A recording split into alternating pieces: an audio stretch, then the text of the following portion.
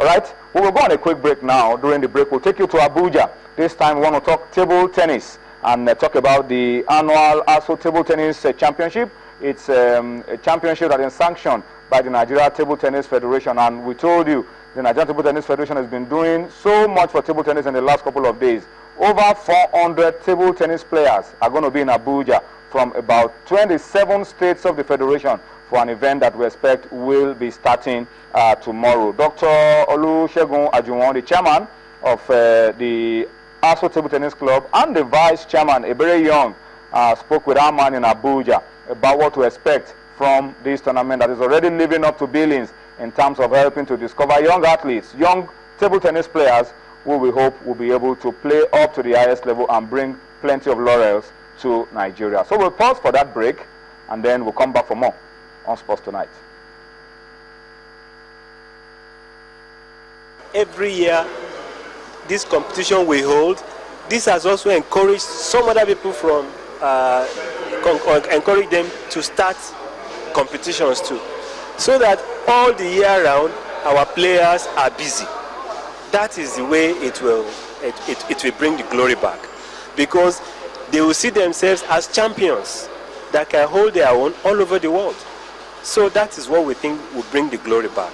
The more the competition they are exposed to, the better they get, and the more name they make for themselves and for the game. I'm expecting all the table tennis players from across the country to be here. I'm expecting discovery of new talents. I'm expecting a lot of excitement. Like the chairman said at the press conference, there is a renaissance that is happening to table tennis now, and I want a deepening of that at this championship.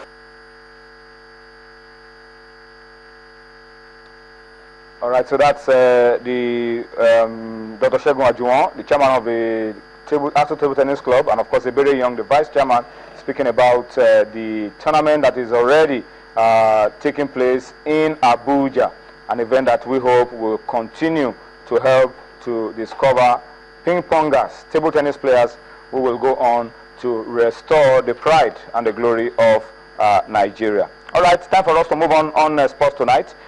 Just to give you a quick update, we've played 73 minutes of football now in the first semi-final, first leg of the UEFA Champions League. Juventus still 2-1 up over Real Madrid.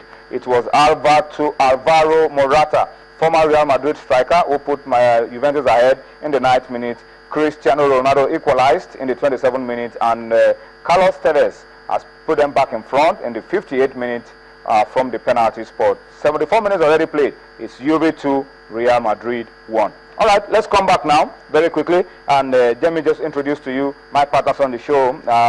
Starting from my immediate right, Cosmos Fukwemeka is on the show tonight. Cosmos, thankfully you were able to make it through. Yeah. Is it flooded? Lagos is flooded. Yeah, as usual, whenever it rains, Lagos is a very flooded becomes a big challenge. Yeah, but thankfully you've been able to make it here. Yeah. All right, and of course Dumnodi Okonta is also on the show tonight. Dumnodi, good to have you on Sports Tonight.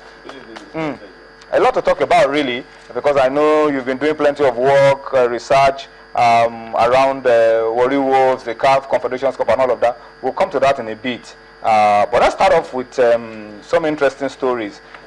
Let's start from NFF President Amadou Pinnick. Yesterday he visited FIFA President Sepp Blatter, and instructively, Sepp Blatter says Nigeria is a very important nation to football. Guys, it's right. Nigeria is a very important member when it comes to football. Not just in Africa, but in the world. I mean, because we try to qualify for every FIFA yeah, exactly. I mean, competition. since 1994, the only FIFA competition that we did not qualify for, I mean, the only FIFA World Cup that we did not qualify for is Germany 2006.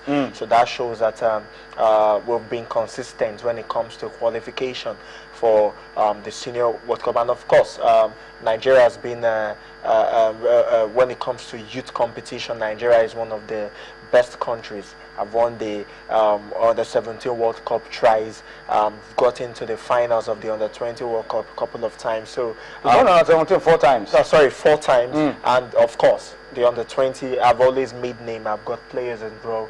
And when it comes to the best players in the game, I mean, some of them, if you are going to mention names for the past 30 years, you're going to mention Nigerian players too. So Nigeria is a very important member, but we'll just have to look at what support FIFA is giving to Nigeria to make sure that Nigeria, maximize that potential that they would have when it comes to world football. So as far as I'm concerned, I think this is a good. I think that this is probably the first time officially that newly elected. It's been there. This is the second time. Okay, this is the second time, but this is one of those few times that they've met and they've talked, and I think it's a good one. It also shows that Nigeria will probably support Blatter for his re-election bid. So, well, it is a good one. Yeah, I feel there's several purposes for that visit, and I feel it's really going to help. But then the million-dollar question is. After this visit, what happened? After what will happen? Apart from this, the NFL president is also meeting with the chairman of the FA, Craig Dyke, to seek ways through which the FA and the Nigerian Football Federation can partner on projects, particularly issues that relate with grassroots football development.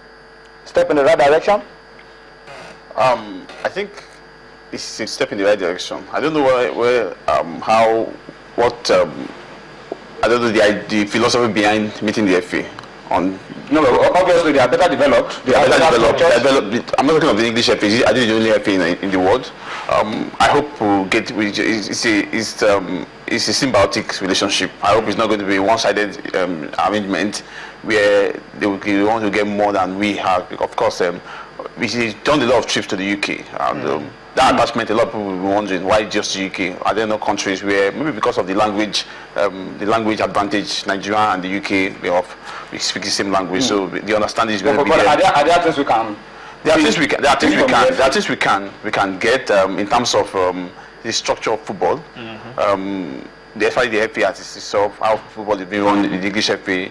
The least you hear about the English FA is when England is playing the qualifier or the World Cup. You don't hear them squabbling or struggling. What about issues of grassroots development? Yes. And having, which are the issues that we have here? Academies, the club structure. It's a total package. It's a total package. If you are talking about the English FA. First, we mentioned academies. How academy is structured in the UK. What are the modalities for setting up an academy? In Nigeria, we don't have standards. Everybody just set up. We don't have to English academy. On the 30s academy, we don't know what academy stands to benefit. We don't know the ages that at one age you are not supposed to be in an academy. But in Nigeria, we see everybody turning every group of boys and turning them to an academy, even though they are close to 30 years. So we need to get those structures right, and maybe the English FA will help us in trying to get those structures right. I hope that itself will impact on the league, because the most important part of a football in any nation is the football league.